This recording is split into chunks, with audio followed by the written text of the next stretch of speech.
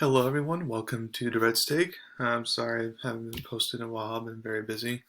But let's get started now.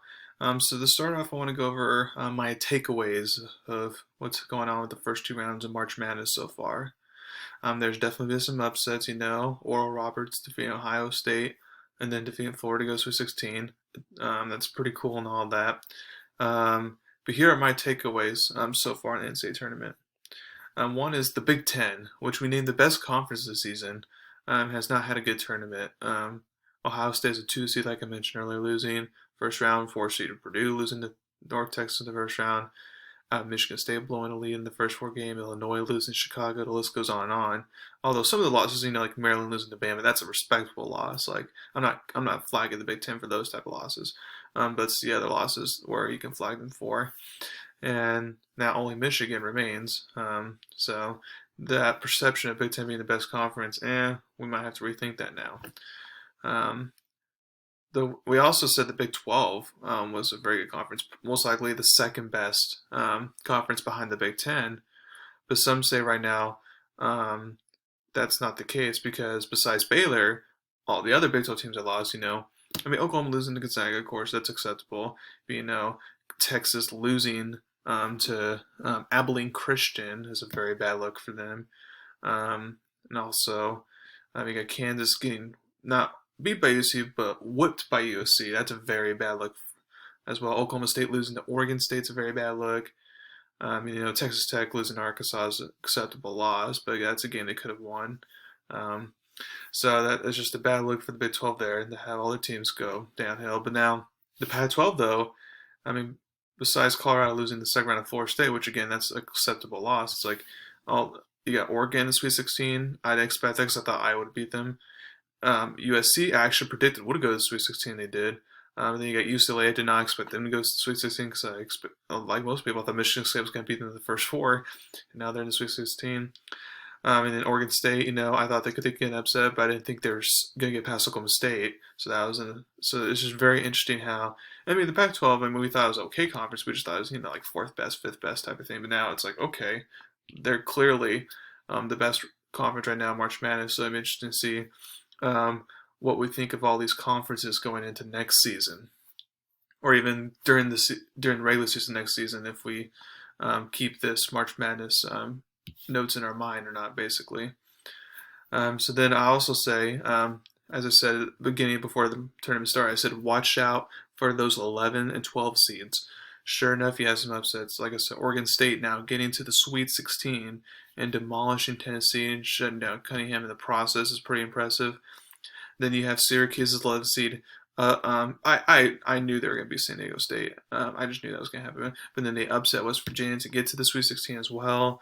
Then you have UCLA is another 11 seed getting to the Sweet 16, and Oral Roberts. But that wasn't a 11 or 12 seed. But you have three 11/12 seeds getting to the Sweet 16, and I already told you one was going to be if not two, but apparently it's more.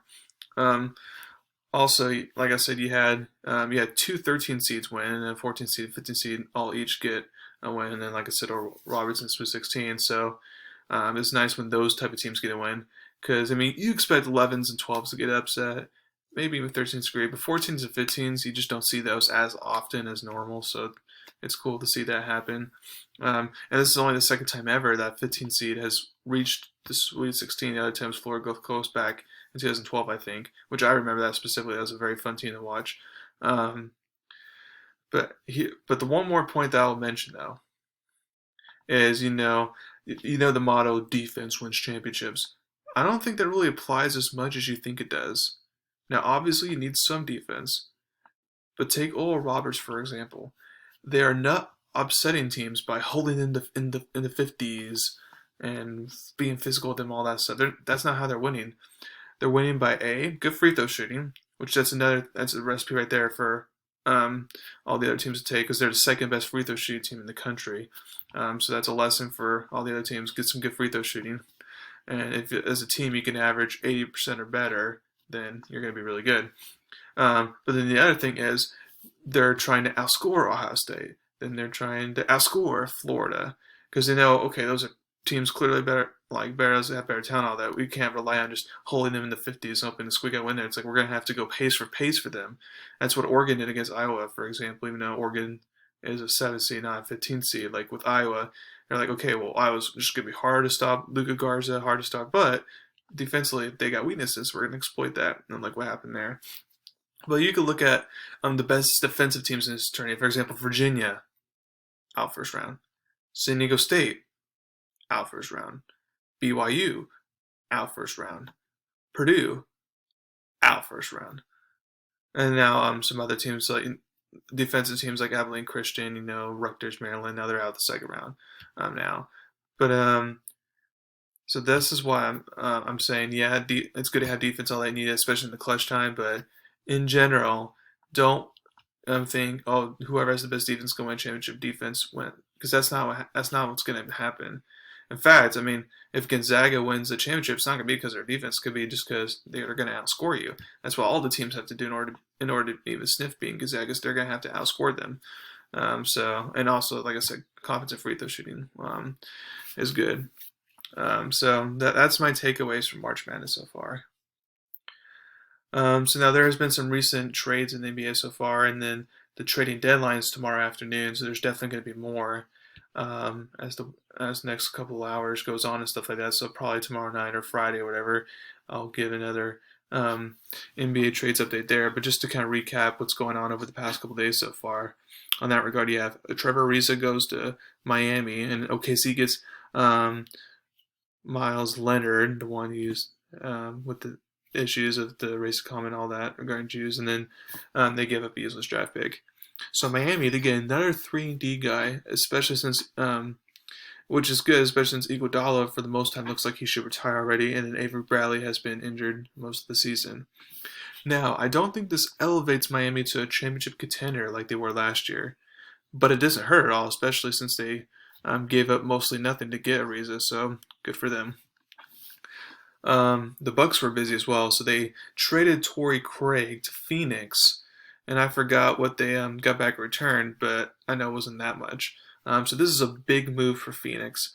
This is the move I felt like the Jazz or the Clippers should have been making.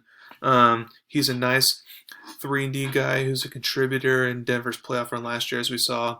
And I said earlier that Phoenix is reminding me of OKC last year, but I may have undersold that. I think they remind me of Denver last year, to where it wouldn't surprise me to see them in the Western Conference Finals. I think they're that good, and CP3's made that much of a difference, and they got not only having Booker, CP3, and Ayton, but it's the other good role players, like getting Torrey Craig now, 3-and-D guy, getting Jay Crowder, a good 3-and-D guy, getting Miles Bridges, another good 3-and-D guy. It's definitely making them a contender, that's for sure. And then the Bucks acquired PJ Tucker from Houston, which the Bucks were not on my top 5 list of where I thought he was going to go. If you remember me talking about that a week or two ago of my top 5 predictions. Now, does this move make sense for the Bucks? The answer is actually no. While Tucker's a nice piece, what Giannis needs is a co-star, a surefire number 2, like Bradley Beal or Zach LaVine or something like that. So while Tucker can help in the playoffs, and they still got other good pieces, like Brook Lopez, Chris Middleton, all that, Giannis still doesn't have a number 2, so therefore, when it comes to the playoff times, I'm not going to trust them, and I'm going to still take Brooklyn or even Philly over Milwaukee right now. So like I said, I'll talk more NBA trades later after the trading deadline is complete on Thursday afternoon. But now to go over some of my thoughts about what's going on in NFL free agency lately. And I haven't really given much thought, so this is kind of a spontaneous thought as I go and read through my list here of what I wrote down as far as who's signed where.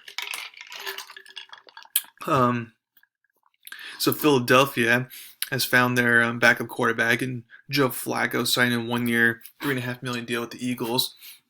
I thought that was interesting. So it means they're most likely, they still could, but at this point it means they're most likely definitely not going to use that 6th pick in the draft on the quarterback, which is actually really good. That's a smart move.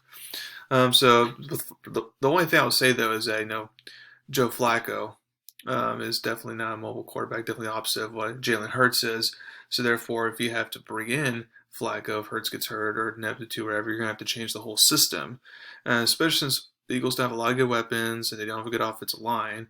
I feel like Joe Flacco would be hard for him to succeed versus, if you have like Tyrod Taylor, who's kind of similar, like a skinny, smaller, similar version of Jalen Hurts, maybe, then that would have been a little more understandable. But at least Eagles need to have a bad quarterback to give Jalen Hurts some competition, if you will. Let's see. So the Falcons signed and the Panthers backup running back Michael Davis to a 2-year, $5.5 million deal, which I thought was an underrated good signing there. Because, Todd Gurley, he's just not the same he once was. He's been so inconsistent, and the other backup running backs weren't doing much. So he produced. Like when McCaffrey was out most of the year, he was mainly the guy for the Panthers, and I thought he played pretty well. So this is a good move for the Falcons here to give Matt Ryan that running game, especially since Arthur Smith's not the head coach, and you know how much he loved using Derrick Henry. He's going to be using Mike Davis a lot, I assume. Chiefs re-signed safety Daniel Sorensen on a 1-year, $3.5 million deal. Dirty Dan, if you will. I like that move.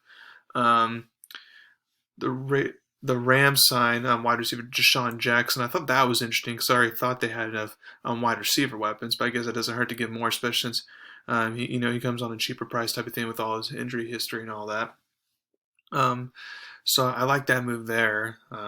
Again, will he stay healthy or not, or be healthy by the playoffs is the big question there. Cornerback Kyle Fuller, who got released from Chicago. He signed a 1-year, $9 million deal with the Broncos. I thought that was a very good get for the Broncos because the Broncos needed either, like another linebacker or a corner, Shaquille Farley, Patrick Surtain, but now they don't have to worry about that because he got Fuller here. So now their defense, they've been making a lot of defense moves recently. So I'm liking the defense moves they're making. The defense, especially Nick Fangio is a defense guy, they should be better this year. So now the question again is just Drew Lock is the thing. So we'll see what happens there. It looks like at this point with all the veterans and good backup options to kind of challenge Lock going away, it looks like at this point if Lock is going to get challenged at all, they might have to draft like a Trey Lance or something like that at this point. But we'll see what happens. Let's see. Oh, yeah, the big one, wide receiver Kenny Galladay signs a 4-year, $72 million deal with the Giants. I don't like this, obviously, since I'm a Cowboys fan. I'd rather him go to, like, the Ravens or something like that. It's a good move for the Giants because they didn't have a number 1 wide receiver. Now they do. Now, of course, he's been injury-riddled throughout his career. But if he can stay healthy, this is good. But then also, this definitely means if you're Daniel Jones, if you don't make the playoffs this year, you're not going to be a starting quarterback anymore. Seahawks resigned running back Chris Carson's 2-year, $14 million deal. I like the move there. Tight end Dan Arnold, from Arizona, signs a 2-year, $6 million deal with the Panthers. I guess I like that deal. Running back Philip Lindsay signs a 1-year, $3.5 million deal with the Texans. I thought that was interesting. He could be the guy for the Texans. Even though they already have David Johnson, but that's just going to a bad team right there. Wide receiver Schuster stays with Pittsburgh on a 1-year, $8 million deal. I thought this was interesting, but hey, if there's not a good enough market for you right now, or the money is tight or whatever because of COVID and all that, then just go back on 1-year deals. That's what a lot of these happen to be 1-year deals. So when the market go back on the market next year, get better offers. So I don't mind the deal overall. And then, of course, there's been other moves as well. Those happened kind of more of a while ago, so I'm not going to talk about them as much. I want to stay more in the recent, if you will. But look forward to see what continues to happen throughout NFL free agency. Again, there's still a couple moves that to make and stuff like that I'm kind of waiting on. So thank you very much for listening to my podcast today. Please subscribe to my channel and tell everyone about me. Thank you very much, and y'all have a wonderful day.